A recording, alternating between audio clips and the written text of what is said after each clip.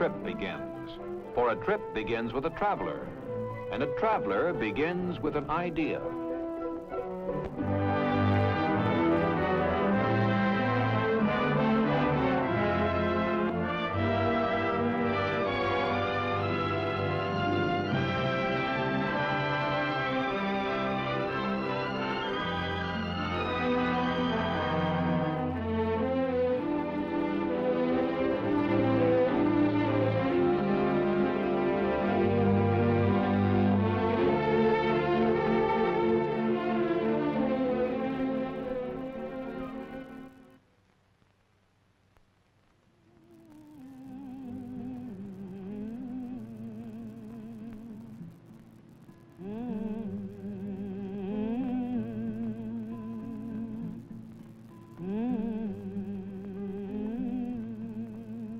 The biblical Negev desert of Israel. The past meets the present at Beersheba, an oasis town where Bedouin tribesmen quietly slip in from the desert for water and food.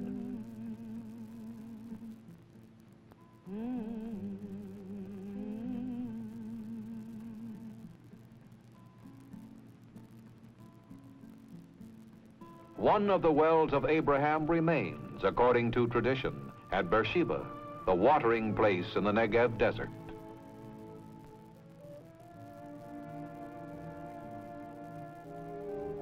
Much further north, a shepherd tends his flock. Only the shepherd, the sheep, and the wind wander across the land where Samson and Delilah lived part of their tragic love. For here stood the city of Ashkelon, one of the eastern Mediterranean's greatest ports, the city Anthony gave to Cleopatra, a spot for the historian and the archaeologist. Among the crumbled remains and the dust of the ruins, Roman statues, Greek granite, and Egyptian marble reflect the parade of men and of history.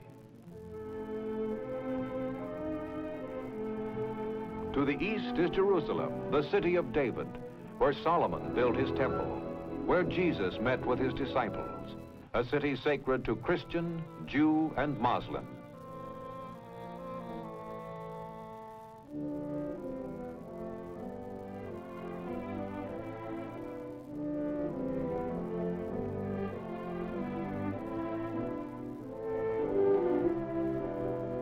Jerusalem is in Judea, where Herod was king and ordered the massacre of Bethlehem's infants to safeguard his power. But only Herod's tomb with its useless entrance stone recalls the once mighty ruler.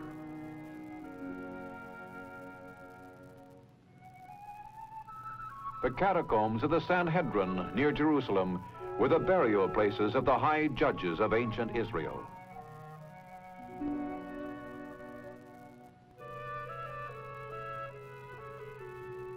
Akko on the blue Mediterranean was a main travel route between Europe and Asia. A minaret recalls its many invasions by the Muslim Saracens. In northern Israel, Elijah's statue stands atop Mount Carmel, where the prophet defeated the pagan priests of Baal.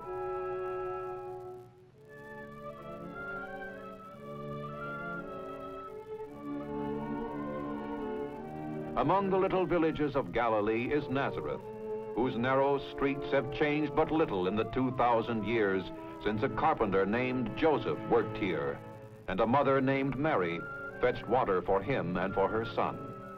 The stream of life flows gently on in Nazareth, and the water gently flows at Mary's well. From the highlands, the river Jordan runs strong and quiet to the beautiful Sea of Galilee. Galilee fishermen launch out into the deep like the fishermen who followed him. Cana is the city where Jesus performed his first miracle, changing water into wine at a wedding feast.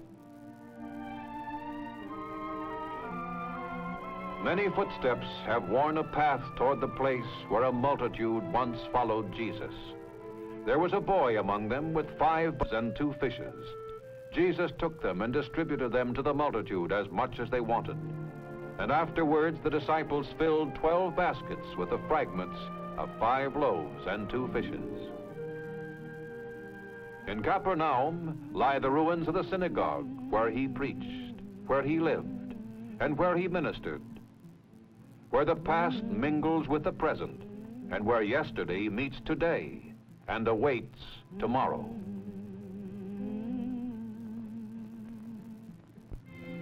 Today in Israel means modern cities standing where a few years ago only empty land.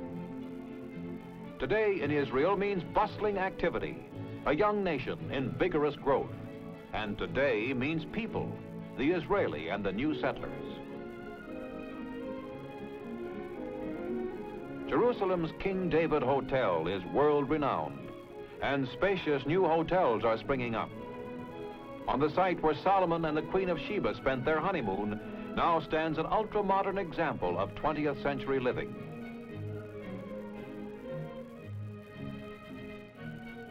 Luxurious swimming pools are a feature of the new hotels.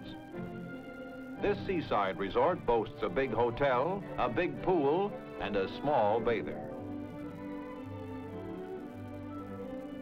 Amid the sun and sea of Israel's Mediterranean Riviera, there's an international atmosphere and an international cuisine.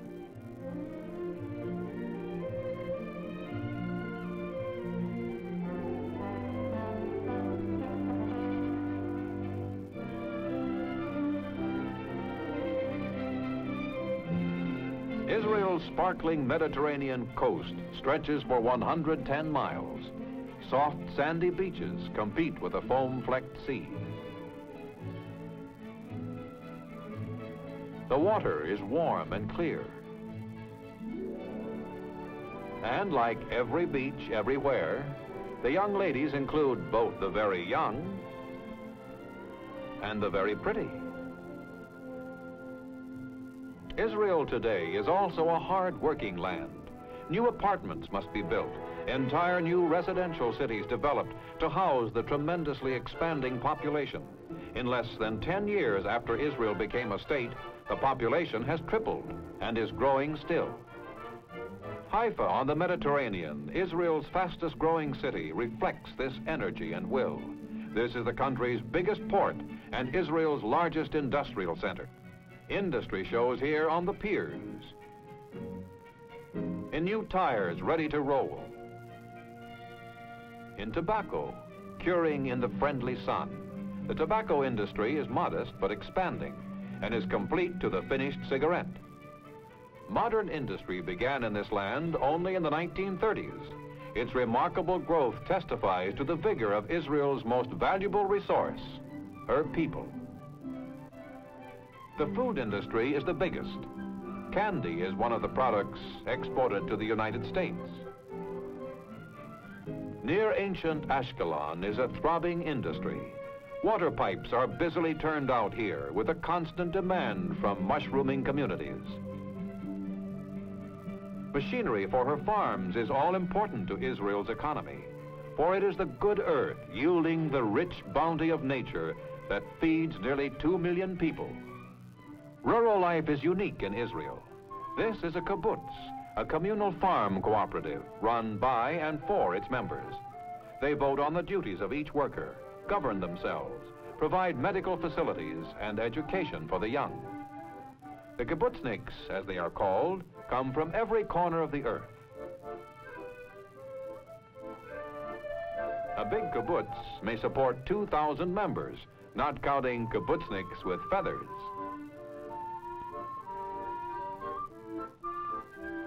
Another type project is the children's villages, where youngsters live and study together and also receive training in agriculture or other vocations. Newcomers to Israel quickly become, because 85% of its citizens were born somewhere else, almost all are beginning anew together. Time when the flowers blaze on the hills, the schools of Israel send there to contribute their talents to the growth of the land. The Israeli come from 75 nations, but each of them has something to give. With mind, with skill, with heart.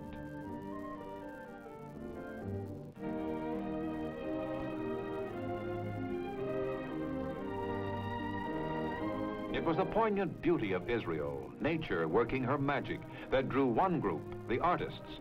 They established a colony amid tranquil scenery at Safad and another at 𝐃-𝐓𝐻𝐗. To many men, statesmen, thinkers, homeless Jews, Israel has beckoned through the mists of time. Baron Rothschild, who helped colonize Israel, now rests here. And so does Theodor Herzl, the Hungarian writer, who dedicated his life to Zionism. For everyone in Israel, yesterday is never far away. But today is making new history in Israel. Every harvest adds a page. And when the fields bestow their treasures, the people celebrate Shavuot, the feast of the first fruits, a time of festival throughout the nation. Shavuot also marks the day the 10 Commandments were handed down.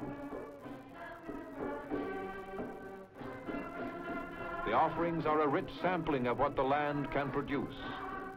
And though the givers may be small, their hearts are overflowing.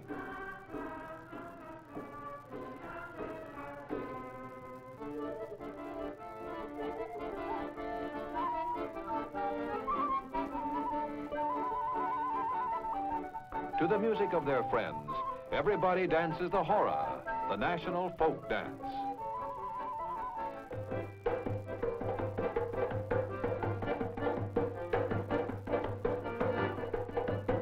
And perhaps this is where today approaches tomorrow. For the happy people who celebrate the harvest now will also create the harvests of the future and shape whatever destiny awaits tomorrow in Israel. Hey, hey,